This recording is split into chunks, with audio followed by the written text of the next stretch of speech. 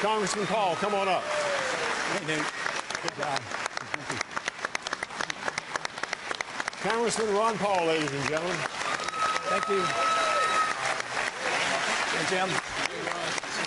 You have 3 minutes for an opening statement.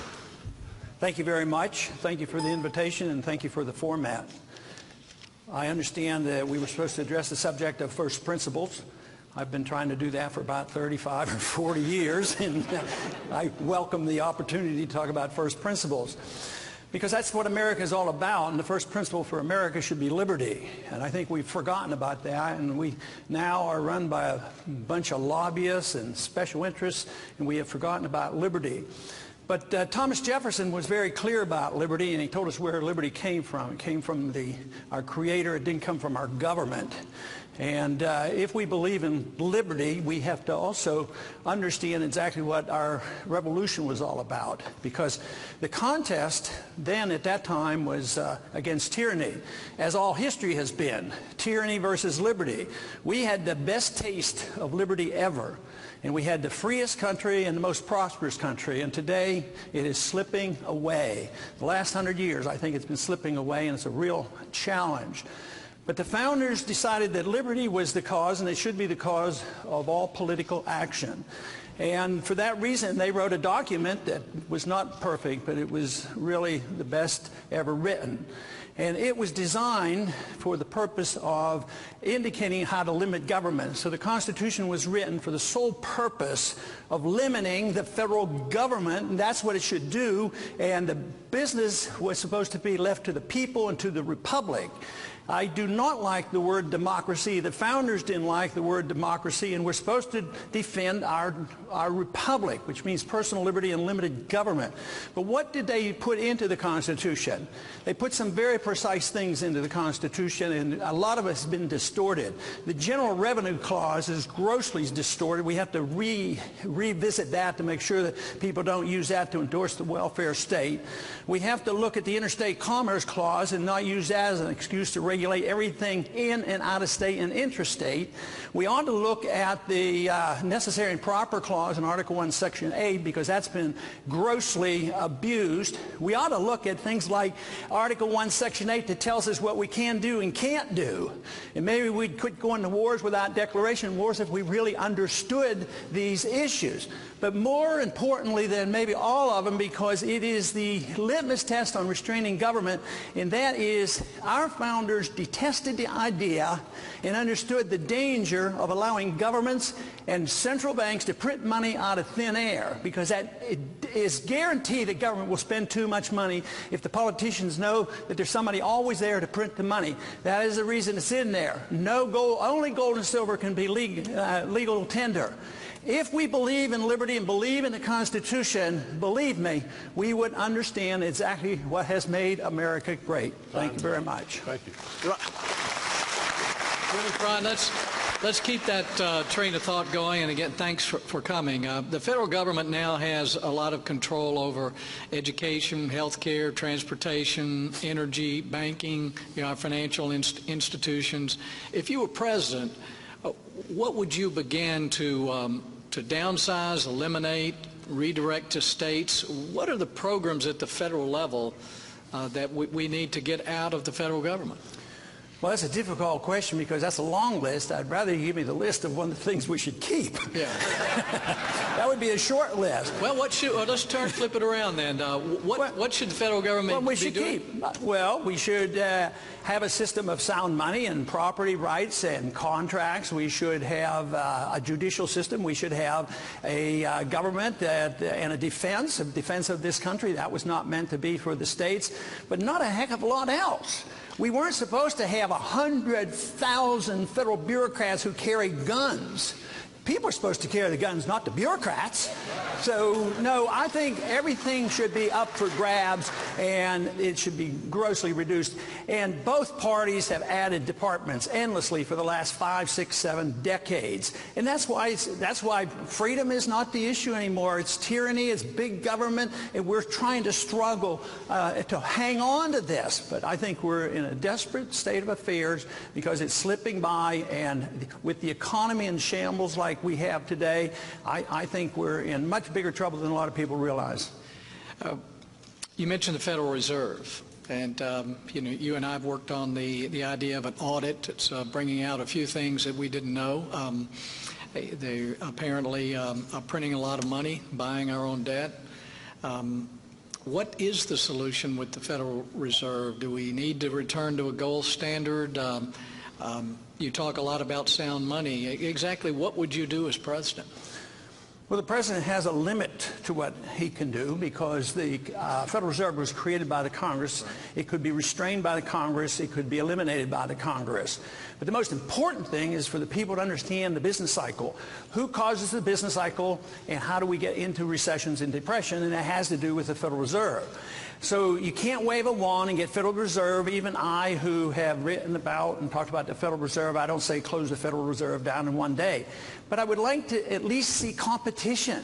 Why can't we legalize the Constitution on money? Competing currency, let gold and silver be used for legal tender. Today, if you use gold and silver, you can go to prison. And the counterfeiters are over there at the Federal Reserve.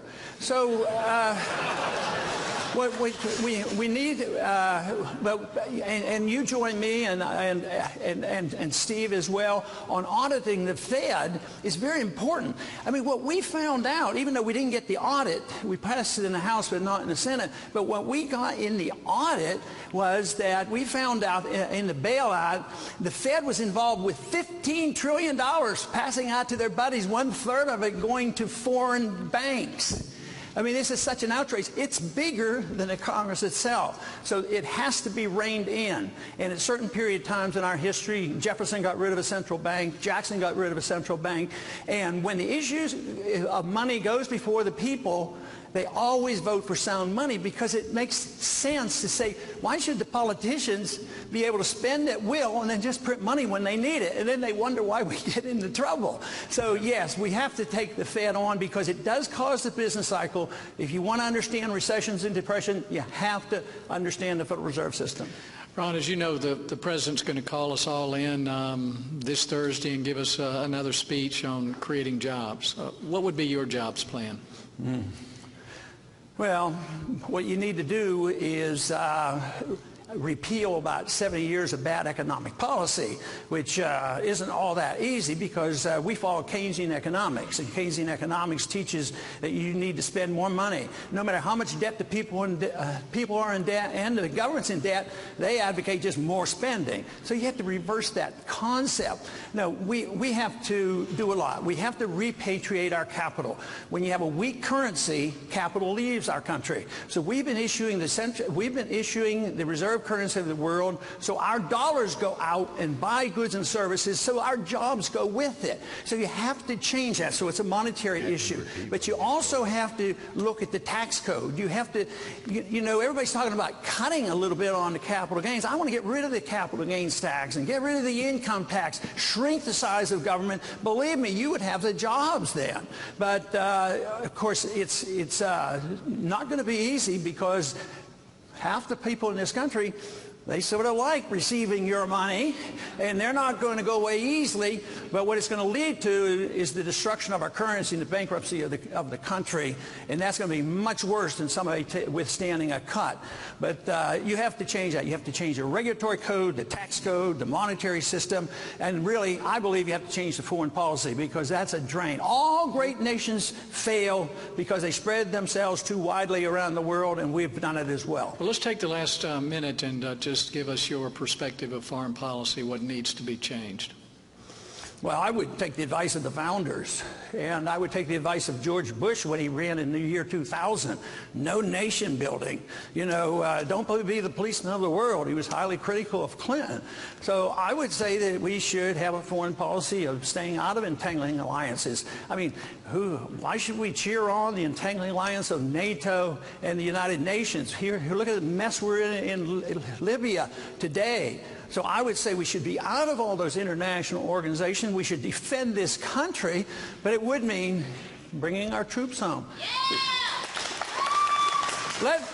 Let the troops come home and spend their money here. Now, that would be a monetary injection I could support.